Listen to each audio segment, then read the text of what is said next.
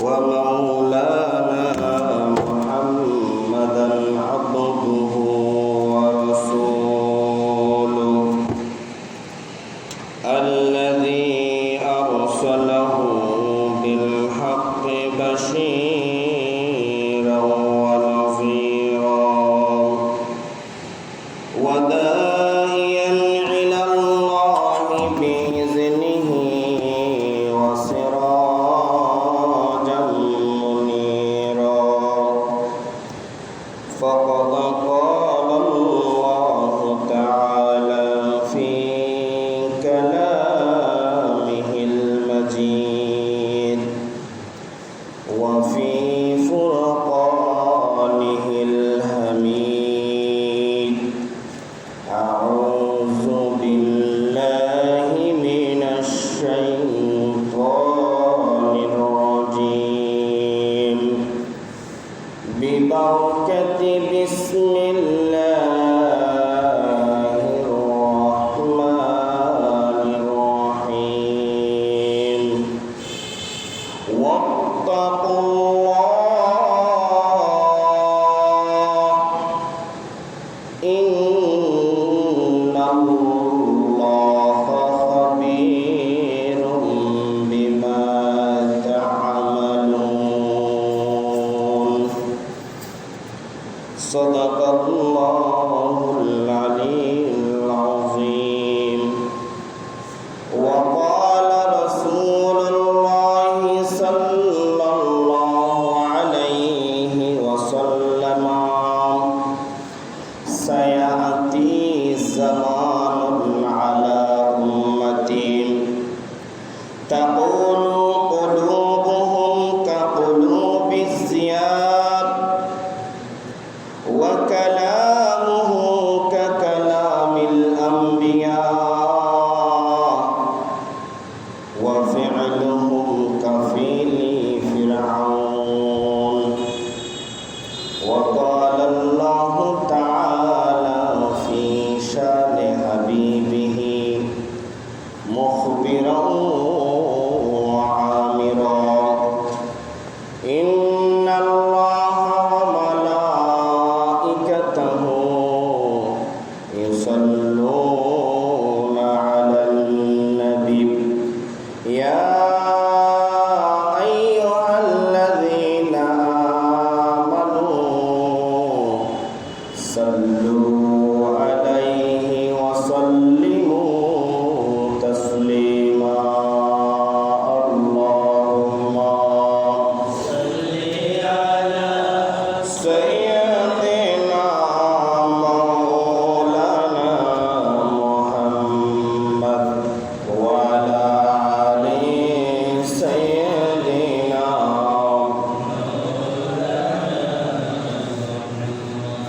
कर लागिया कंदोर मन क्यों तो संगी होबे ना आश्चर्य होए का जाइबा एका संगी होबे नबीजी अल्लाहुम्मा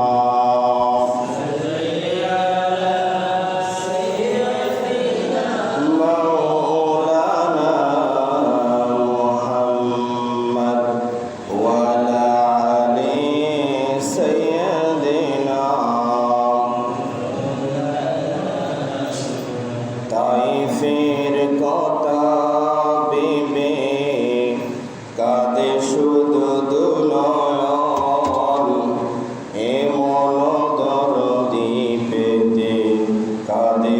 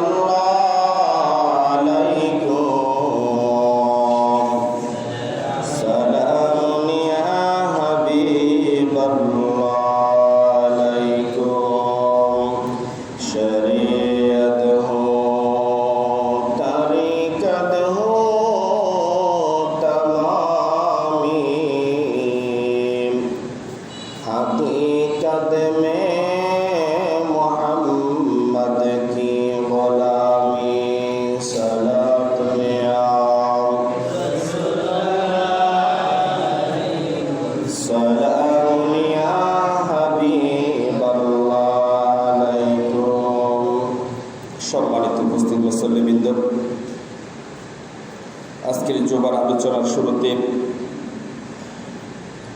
সর্বপ্রথমে শুকরিয়া জ্ঞাপন করছি সেই রব্বে করিম ওয়াল জালালের আলিশান দরবারে, যে মহান মুনিব রব্বে করিম আমাদেরকে সকলের আগে জুমার আলোচনায় শামিল হওয়ার জন্য তৌফিক এনায়েত করেছেন। সকলে বলি আলহামদুলিল্লাহ।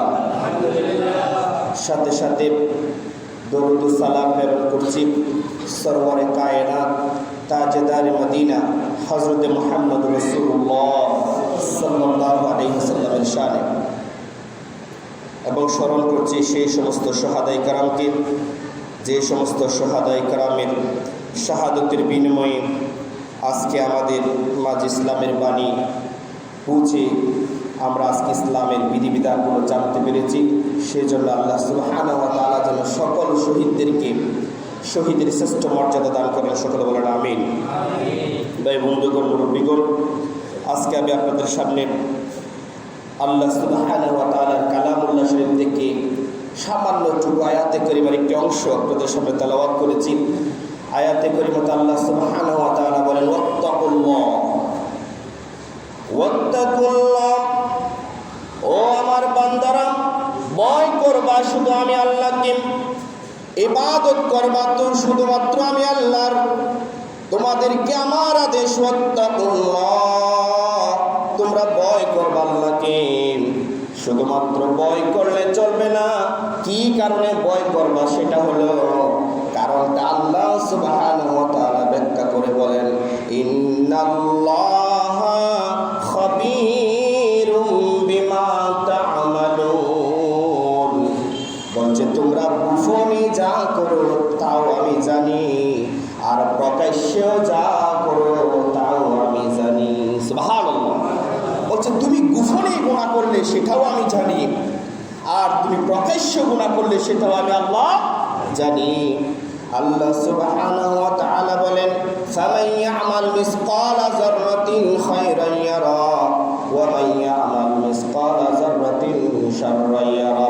ও আমার বান্দারে, তোমরা যদি গুনাহগুলো যদি জররা পরিমাণ ছোট করো, তোমরা যদি সওয়াবগুলো জররা পরিমাণ ছোট করো, তো ক্ষুদ্র থেকে ক্ষুদ্রাতীত তোমার সওয়াবটুকু হয়, গুনাহটুকু হয়, কিন্তু তার প্রতিদান দিতে আমি আল্লাহ উল্টা বোধ করি না। আল্লাহু আকবার। অর্থাৎ তুমি ছোট্ট গুনাহ করলে আমি তার শাস্তি আল্লাহ দেব, আর তুমি ক্ষুদ্র থেকে ক্ষুদ্রাতীত জররা থেকে জররা পরিমাণ ছোট সওয়াব যদি তুমি করে থাকো, আমি মুনিবের দরবারে তোমার জন্য প্রতিদান রয়েছে। আল্লাহু আকবার। যতই গুনাহ আমার ছোট হোক না কেন, কোনো গুনাহকে আমরা ছোট মনে করতে পারবো না। আর ক্ষুদ্র থেকে ক্ষুদ্র কোনো আমল হলেও ওই আমলগুলো আমার জীবন থেকে বাদ দেওয়া যাবে না। আল্লাহ সুবহানাহু ওয়া তাআলা এই আয়াতটি দিয়ে আমাদেরকে একটা জিনিসের শিক্ষা প্রথমে মেসেজ দিচ্ছেন, ইত্তাকুল্লাহ, তোমরা ভয় করবা কাকে? ভয় করবা আল্লাহকে।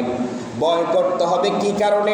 ভয় করতে হবে এই কারণে, তোমরা যতই গোপনে কোনো কাজ করো না কেন, তুমি যতই গোপনে কোনো আমল করো না কেন, যতই গোপনে তুমি আমলটা করো, সেই আমলের খবর রাখেন কে? সেই আমলের খবর রাখেন কে? আমার আল্লাহ সুবহানাহু ওয়া তাআলার কাছে কোন আমল গোপন থাকে না, কারণ আল্লাহ সুবহানাহু ওয়া তাআলা আলিমুল গায়ব। আল্লাহ সুবহানাহু ওয়া তাআলা অদৃশ্যের খবর জানেন। আল্লাহু আকবার বলেন। অদৃশ্যের খবর জানেন কে? আল্লাহ। অনেকে অদৃশ্যের খবর আমার নবীজি জানেন বলে বলেন, কিন্তু না, এটা ঠিক না। আমার নবীজিকে আল্লাহ সুবহানাহু ওয়া তাআলা জানিয়ে দিলে ওই অদৃশ্যের খবরগুলো জানেন আমার নবীজি সাল্লাল্লাহু আলাইহি ওয়াসাল্লাম। কারণ উম্মতের কল্যাণের জন্য আল্লাহ সুবহানাহু ওয়া তাআলা অদৃশ্যের কিছু বিষয় আমার নবীকে জানিয়ে দিয়েছেন। আল্লাহু আকবার বলেন। আল্লাহ সুবহানাহু ওয়া তাআলা এই অদৃশ্যের খবর বলতে আমাদেরকে কি বোঝাতে চেয়েছেন? অদৃশ্যের খবর বলতে কি বোঝাতে চেয়েছেন তা যদি আমরা একটু খেয়াল করি মুসলমান ভাই বন্ধুগণ, হযরত আসিয়া ফিরআউনের স্ত্রী, ফিরআউন ছিল একজন জালেম শাসক। ফিরআউন ছিল একজন জালেম শাসক। তার স্ত্রী আসিয়া ছিল আল্লাহওয়ালা, মুত্তাকি, আল্লাহকে ভয় করতেন। আসিয়াকে যখন তার স্বামী আসিয়াকে যখন তার স্বামী নির্যাতনের পরে নিষ্পেষণের পরে নির্যাতন করতে করতে নিষ্পেষণ করতে করতে যখন ও সহ্য হয়ে গেল, আল্লাহ সুবহানাহু ওয়া তাআলার কাছে ডাক দিয়ে বললেন, রব্বি, ও আমার রব, ইগফিরলি, তুমি আমারে মাফ করে দাও, বানানি, আমার জন্য তৈরি করে দাও বাইতান ফিল জান্নাহ। আল্লাহু আকবার বলেন। যখন ও সহ্য হয়ে গেল, আল্লাহ সুবহানাহু ওয়া তাআলার কাছে আরজি জানালেন, ও আমার মুনিব, ও আমার আল্লাহ, হুজুর রব্বুল করিম, ফিরাউনের এই নির্যাতন নিষ্পেষণ থেকে আমার তুমি মুক্তি দাও। সর্বপ্রথমে তুমি আমারে মাফ করে দাও, আমাকে মাফ করে দাও। এরপরে তুমি আমি আসিয়ার জন্য একটি বানিয়ে নাও বাইতান ফিল জান্নাহ, বাইতান ফিল জান্নাহ। আল্লাহ, তুমি আমি আসিয়ার জন্য তোমার জান্নাতে আমার জন্য একটা বাড়ি বানাইয়া দাও। আল্লাহ সুবহানাহু ওয়া তাআলা আসিয়ার দোয়া কবুল করে নিলেন। ফিরাউন যখন তাকে মারতে মারতে লোহার কঞ্চি দিয়ে, লোহার আশ্রানি দিয়ে শরীর থেকে একটা একটা করে চামড়াগুলো খুলে নিচ্ছিল। আসিয়ার কষ্টের পরে কষ্ট হচ্ছিল।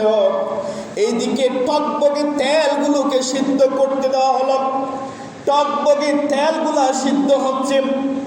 আর এইদিকে আসিয়া রাদিয়াল্লাহু তাআলা আনহাকে যখন তার শরীর থেকে লোহার আশ্রানি দিয়ে, লোহার চিরুনি দিয়ে আশ্রাইতে আশ্রাইতে শরীর থেকে যখন চামড়াগুলো খুলে নেওয়া হচ্ছিল, আল্লাহর কাছে ডাক দিয়ে বললেন, আল্লাহ, তুমি আমারে মাফ করে দাও, তুমি আমারে মাফ করে দাও, তুমি আমারে মাফ করে দাও, আর তুমি তোমার কাছে আমার জন্য একটা বাড়ি বানাইয়া দাও। আল্লাহু আকবার।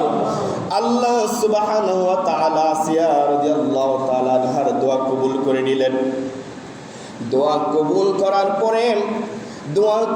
করার পরে যখন দোয়াটা কবুল হয়ে গেল, আল্লাহ সুবহানাহু ওয়া তাআলার ফেরেশতাদেরকে দিয়ে হযরত আসিয়ার সামনে একটা জান্নাতের বাড়ি তার সামনে দেওয়া হলো, দেখানো হলো, ও আসিয়া, আল্লাহ সুবহানাহু ওয়া তাআলা তোমার জন্য এই বাড়িটা তৈরি করেছেন জান্নাতে। ফাতাবাসসামা ওয়া মাআদ। আল্লাহু আকবার। হযরত আসিয়া যখন দেখতে পেলেন আল্লাহর জান্নাত, ফাতাবাসসামা, তখন মুস্কি হেসে দিলেন। ওয়া মাআদ, তখন ইন্তেকাল করলেন, শাহাদাত বরণ করেন। সকলে বলেন আল্লাহু আকবার। তার আমলগুলা কি ছিল? আসিয়ার আমলগুলা ছিল ক্ষুদ্র থেকে ক্ষুদ্রাতিতম।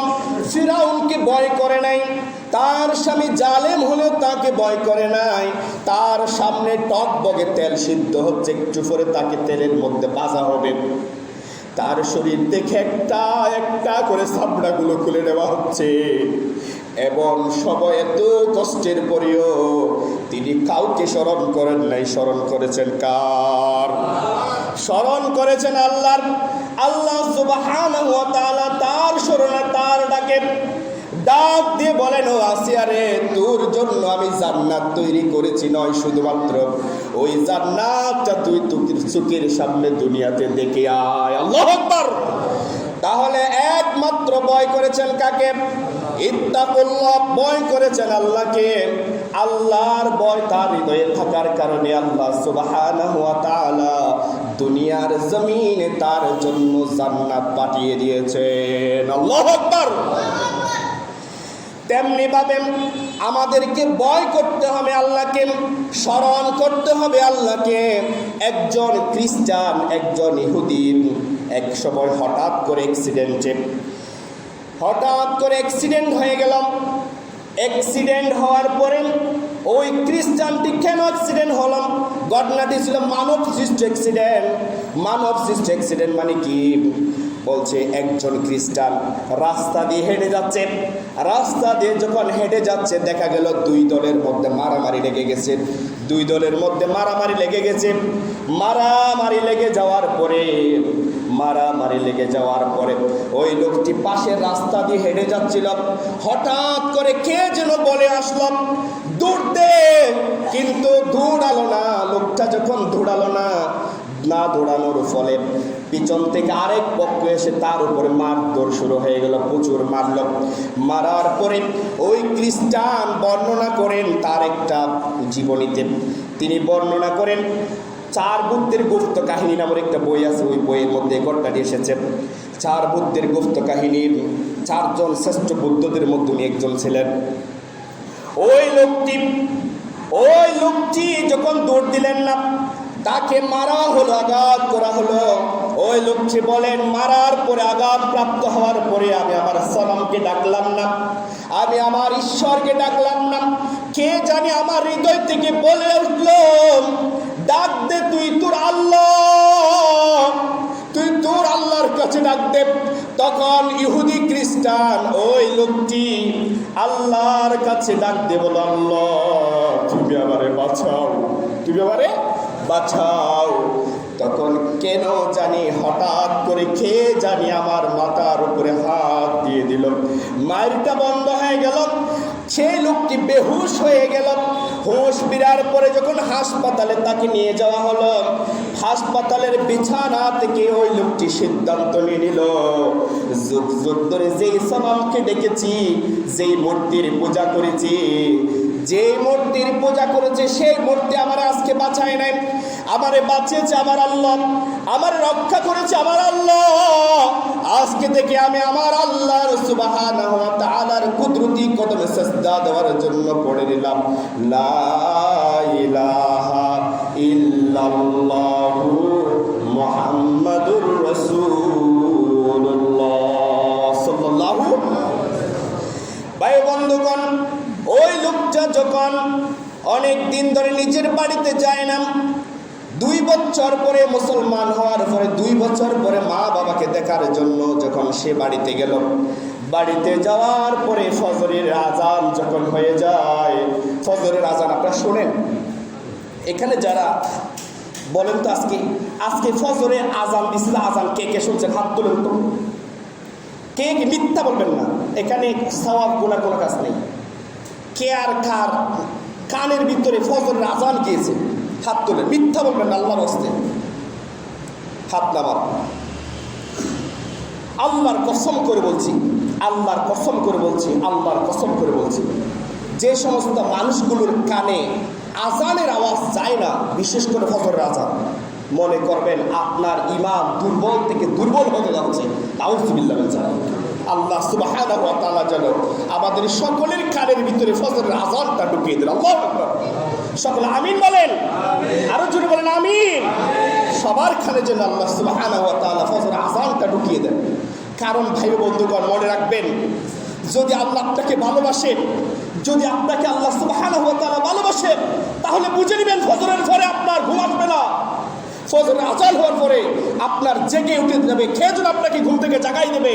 মুসলমান, যদি ফজরের আজানের পরেও যদি আপনার ঘুম আসে, মনে করবেন আল্লাহ সুবহানাহু ওয়া তাআলা আপনাকে ঘৃণা করতে শুরু করেছে। নাউযুবিল্লাহ মিন যালিক। আল্লাহ সুবহানাহু ওয়া তাআলা যেন আমাদের সকলের কানে ফজরের আজানটা যেন পৌঁছে দেন। সকলে বলেন আমিন। ওই খ্রিস্টান ব্যক্তি যখন ফজরের আজান হয়ে গেল, ফজরের আজান যখন হয়ে যায়, ওই লোকটি 1 দিন 2 দিন 3 দিন ফজরের নামাজ আদায় করল। তার বাড়িতে পিতা মাতা ছিল ব্রাহ্মণ পরিবার, তারা তাদের ধর্মের মৌলবী পাদ্রী পরিবারের। ওই লোকটা যখন 3 দিন নামাজ পড়ার পরে, ফজরের আজান নামাজ পড়ার পরে, হঠাৎ 4র্থ দিনের মাথায় বাবা মায়ের কাছে ধরা খেয়ে গেল, তুমি এটা কি করো, এটা তো মুসলমানেরা করে, এগুলা তুমি কি করো। শুরু হয়ে গেল নির্যাতন, নিষ্পীড়ন। তো ওই খ্রিস্টান ভাইটাকে যখন সে ইসলাম ধর্ম গ্রহণ করেছে এটা জানতে পারলো পিতামাতা, তাকে প্রায় 2টা সপ্তাহ তাকে বেঁধে রেখেছেন। বেঁধে রাখার পরে ওই লোকটা নিজেই ওই কিতাবের মধ্যে বর্ণনা করেন। কিতাবের নাম কি বললাম? 4 বুদ্ধের গুপ্ত কাহিনী। কিতাবের নামটা কি? 4 বুদ্ধের গুপ্ত কাহিনী। ভাই বন্ধুগণ, আপনারা শুধুমাত্র কোরআন, শুধুমাত্র হাদিস এগুলো পড়লে চলবে না, আপনাকে গীতাও পড়তে হবে। হুজুর এটা কি বলেন? হ্যাঁ, এটাই বললাম। আপনি রাত দিন চিনতে গেলে আপনাকে রাত চিনতে হবে। আমার ধর্ম ইসলাম যে শ্রেষ্ঠ ধর্ম, এটা জানার জন্য আপনাকে অন্য ধর্ম সম্পর্কে জানতে হবে, না হলে আপনি বুঝবেন কেমনি? কারণ আপনি যদি ওটা না জানেন, আমার ধর্ম যে শ্রেষ্ঠ ধর্ম, আপনি এটা বুঝবেন কেমনে? চার বুদ্ধির গোস্ত কাহিনী, ওই বইটার মধ্যে তিনি লিখেছেন, আমাকে 2 সপ্তাহ বন্দি করে রাখা হলো। 2 সপ্তাহ বন্দি করে রাখার পরে আমাকে কোনো খাবার দেওয়া হলো না। আমি 2 সপ্তাহ যাবৎ পানি খেয়ে বা না খেয়ে আমি আছি। আমার কেন জানি মনে হলো আমার রব্বে করিম আমাকে খাওয়াইছে। আল্লাহু আকবার। যে আল্লাহ সুবহানাহু ওয়া তাআলা বিপদের মধ্যে তাকে আশ্রয় দিয়ে তাকে বাঁচিয়ে নিয়ে যেতে পারেন, যে আল্লাহ সুবহানাহু ওয়া তাআলা একজন খ্রিস্টানকে বাঁচিয়ে দিতে পারেন, সে আল্লাহ ছেড়ে নাই। আমরা তো সেই রকম এখনো খ্রিস্টান হয়ে যাই নাই, বৌদ্ধ হয়ে যায় নাই, হিন্দু হয়ে যায় নাই। আমাদের কেন আল্লাহ সুবহানাহু ওয়া তাআলা আমাদের ডাক কেন শুনবেন না? আমাদেরকে আল্লাহ সুবহানাহু ওয়া তাআলাকে ডাক দেওয়ার দরকার আছে না নাই? আছে না নাই? আল্লাহ বলেন, ফাদউনি ফাস্তাজিবু লাকুম, তোমরা আমারে ডাক দাও, আমি তোমাদের ডাকে সাড়া দেব। আর ডাক দেওয়ার সাথে সাথে বান্দা, আমি তোর ডাকে সাড়া দিয়ে, তুই যদিও খ্রিস্টান হতে পারিস, বৌদ্ধ হতে পারিস, আমি তোকে বিপদ থেকে বাঁচিয়ে দেব। আল্লাহু আকবার। তাহলে আমরা তো এতটুকু বারবার গেছি, এতটুকু নষ্ট হয়ে গেছি, কিন্তু কেন জানি আমাদের কিছু আমল দেখলে মনে হয় আমরা এর চেয়েও নষ্ট হয়ে গেছি, ঠিক কিনা? আমরা খ্রিস্টান বৌদ্ধের চেয়েও নষ্ট হয়ে গেছি, এরকম কিছু ক্ষেত্রে আমাদের মনে হয় আমলগুলা দেখলে। আমাদেরকে এই সমস্ত বদ আমলগুলো থেকে বেঁচে থাকার তৌফিক এনায়েত করে সকলে বলেন আমিন।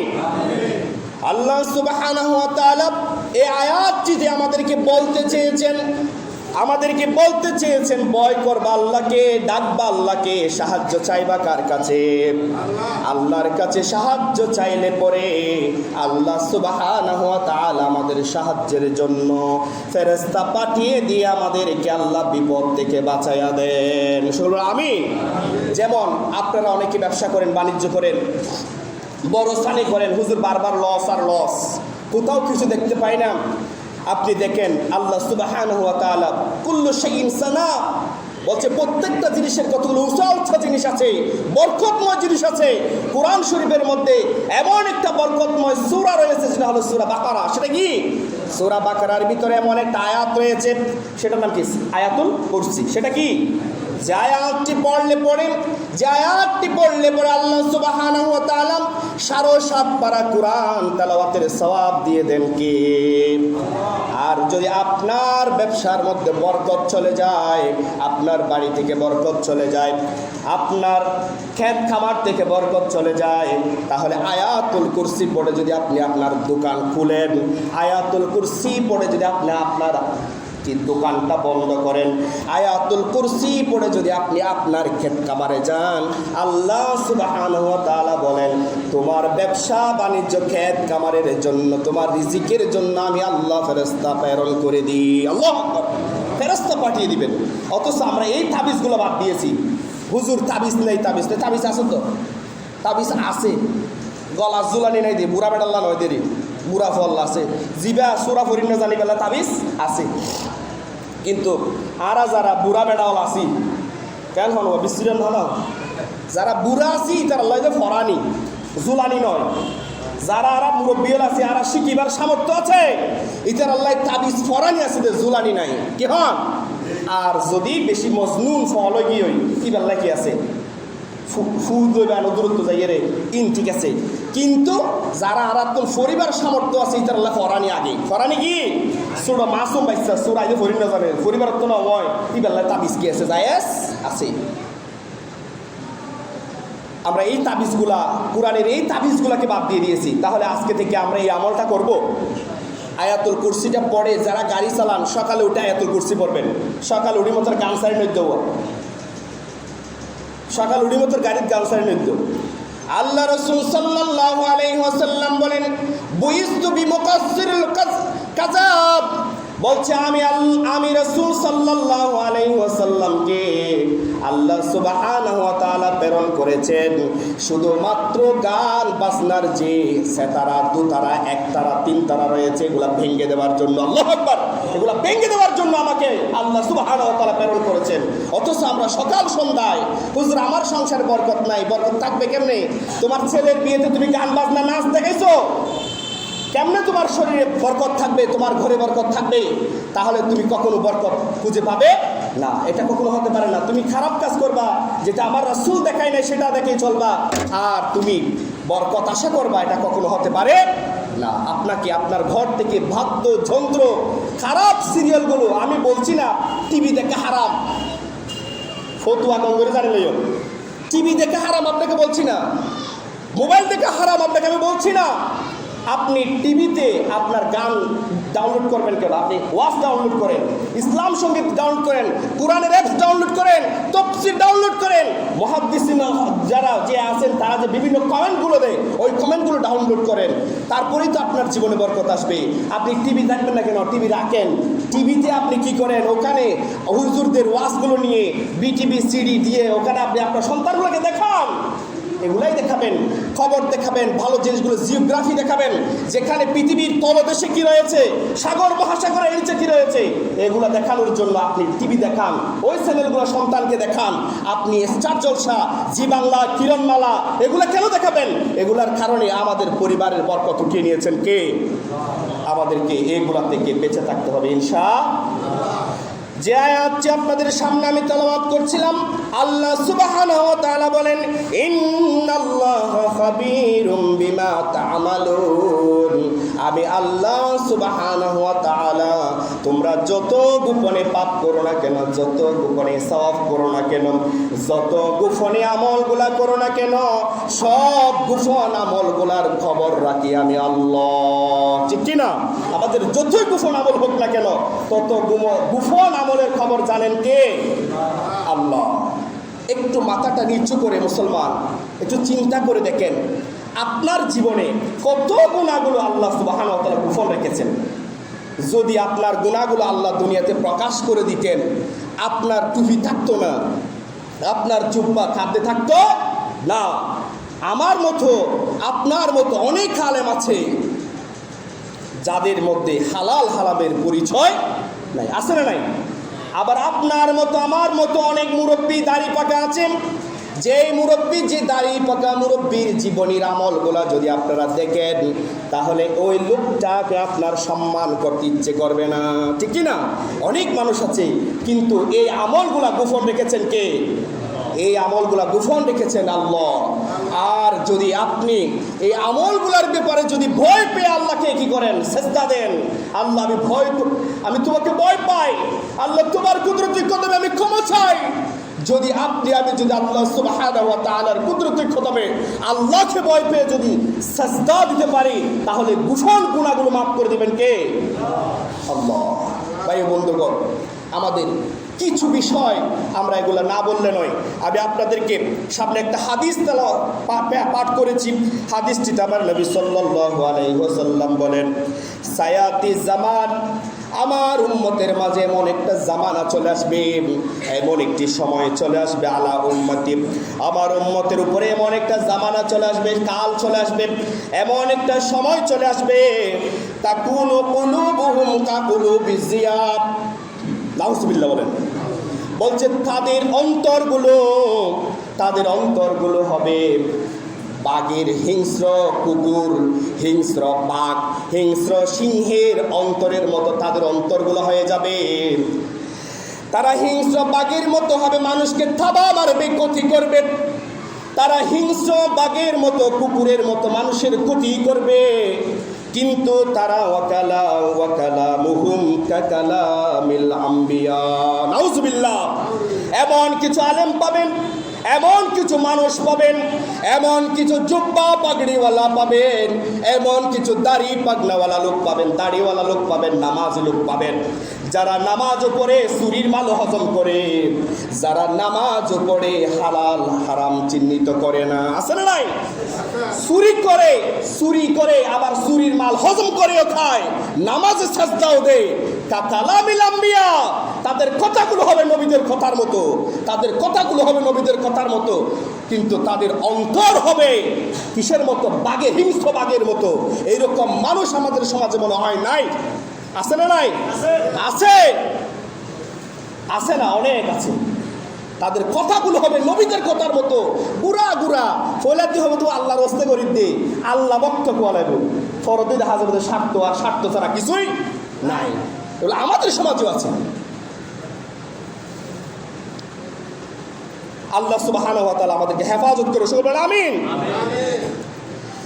বলছে তাদের কথাগুলো হবে নবীদের কথার মতো, ওয়া ফি'লুহুম, তাদের ফেলগুলো হবে, তাদের কাজগুলো হবে কাফেলি ফিরাউন, বলছে ফিরাউনের কাজের মতো হবে। আপনাদেরকে একটু আগে যে ফিরাউনের কাজগুলোর কথা বলেছি, এই হাদিসে শুধু ফিরাউন বলে নাই, এই হাদিসটাতে বলছে ফারাইনাতি। ফারাইনাতি মানে শুধুমাত্র ফিরাউন নয়, ফিরাউনের মতো চরিত্রের যত লোকগুলা হবে তত লোকদের চরিত্রের কথা বলা হয়েছে। নাউজুবিল্লাহ বলেন। ফিরাউনের কথা বলেছিলাম একটু আগে, আপনাদেরকে বলেছিলাম ফিরাউন তার স্ত্রীর উপর কত নির্মম নির্যাতন চালিয়েছেন। ঠিক তেমনি ভাবে ইসলামের প্রথম শহীদা হযরত সুমাইয়া রাদিয়াল্লাহু তাআলা আনহার কাছে এভাবে নির্যাতন নিষ্পেষণ চালানো হয়েছিল। হযরত সুমাইয়া রাদিয়াল্লাহু তাআলা আনহা যখন ইসলাম ধর্ম গ্রহণ করলেন, সর্বপ্রথমে হযরত সুমাইয়া রাদিয়াল্লাহু তাআলা আনহা ইসলামের জন্য প্রথম মহিলা হিসেবে শহীদ হয়েছেন। সকলে আমিন। সকলের জন্য আল্লাহ সুবহানাহু ওয়া তাআলা যেন হযরত সুমাইয়া রাদিয়াল্লাহু তাআলা আনহাকে যেন শহীদ হিসেবে কবুল করে। সকলে আমিন। হযরত সুমাইয়া রাদিয়াল্লাহু তাআলা আনহা যখন ইসলাম ধর্ম গ্রহণ করলেন, আবু জেহেল, উতবা, শাইবার মতো কাফেররা হযরত সুমাইয়া রাদিয়াল্লাহু তাআলা আনহাকে ধরে নিয়ে গেল। বুকের মধ্যে ছিল দুধের মাছি, কুলের মধ্যে ছিল দুধ পান করার মতো একজন শিশু। হযরত সুমাইয়া রাদিয়াল্লাহু তাআলা আনহাকে বললেন, ও সুমাইয়া, তোকে আজকে ছেড়ে দেব, মুক্ত করে দেব, তোকে নির্যাতন নিষ্পেষণ চালাবো না। তুই শুধুমাত্র একটা কথা বল, তুই মুহাম্মদের কথাগুলো বিশ্বাস করিস না, মুহাম্মদ একটি পাগল। নাউজুবিল্লাহ বলেন। কিন্তু সুমাইয়া রাদিয়াল্লাহু তাআলা দৃঢ় কণ্ঠে বলে দিলেন, আমি একমাত্র যিনি মুনিবের সন্তুষ্টির জন্য ইসলাম ধর্ম গ্রহণ করেছি, তিনি আমার আল্লাহ সুবহানাহু ওয়া তাআলা। আল্লাহু আকবার। আমার কদমে, আমার সিজদাগুলো হবে আল্লাহ সুবহানাহু ওয়া তাআলার কুদরতি কদমে। আমি সুমাইয়া অন্য কারো কাছে মাথা নত করব না। আল্লাহু আকবার। উতবা, শাইবা, আবু জেহেলের মতো কাফেররা তখন মায়ের বুক থেকে ছোট বাচ্চা ছিনিয়ে নিল, ছিনিয়ে নিয়ে বলল, সুমাইয়া রে, তুই যদি ইসলাম ধর্ম ছেড়ে না দিস, তোর এই মাসুম বাচ্চাটিকে আজকে মেরে ফেলা হবে। মায়ের সামনে মাসুম বাচ্চাটিকে মেরে ফেলা হবে। সুমাইয়া রাদিয়াল্লাহু তাআলা বললেন, ও আবু জেহেল, ও উতবা, শাইবা রে, আমার এই কলিজার টুকরা একটা সন্তান নয়, আল্লাহ সুবহানাহু ওয়া তাআলা যদি আমি সুমাইয়াকে এইরকম 100টি সন্তানও যদি দিয়ে থাকে, আর 100টি সন্তান আমি আল্লাহর রাস্তায় কুরবানি করতে এক মুহূর্তের জন্য ভাববো না। আল্লাহু আকবার। এক মুহূর্তের জন্য আমি ভাববো না। ও আবু জেহেল, আমি ইসলাম ত্যাগ করব না। আমি আমার আল্লাহকে ভালোবাসার জন্য, আমি আল্লাহর জান্নাতের বিনিময়ে আমি সুমাইয়া আমার জীবনটা আল্লাহর কাছে ক্রয় বিক্রয় করেছি।